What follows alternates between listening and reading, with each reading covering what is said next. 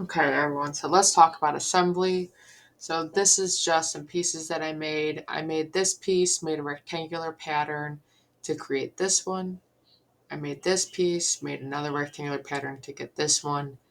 And then I made a circle with one notch, a circular pattern to get these other three.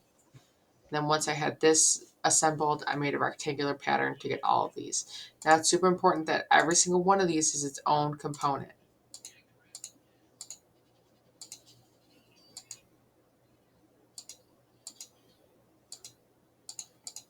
Okay. When you make the rectangular pattern, it'll automatically create it as a new component.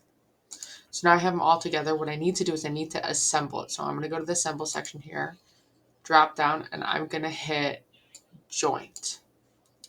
Now there are different motions we can have. We can have rigid, revolute, slider, cylindrical, pin slot, planar, and ball. We're going to want rigid for everything in here.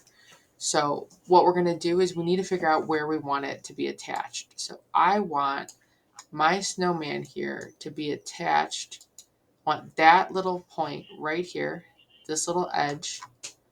I want it to line up with that line. I want it to slide in. And you see how it goes straight in, it attaches, and then I'm just going to hit, I'm going to move it around to make sure it's good, it looks good, and I'm going to hit OK. So when I do, you see that it's assembled in there already. So you're going to do the same thing. You're just going to hit assemble, joint, make sure your motion is rigid. It should just automatically assume rigid. But you're just going to line up all your pieces so that it assembles the way that we want it to. And this will be an easy check to see if you did it right. Because if you did, you should not see any gaping spots. You should see everything aligning perfectly the way that we want it to. And luckily I assembled this correctly because that would have been bad. So now you see how I have these two assembled. Awesome.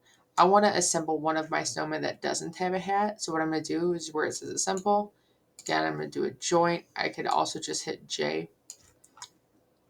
I'm going to click that little edge here. Now I could have clicked another edge. It doesn't really matter as long as you're saying one of these edges needs to be lined up. And then there you go. So let's say that like something happened and it wasn't working the way that you wanted to. What you could also do is hit flip.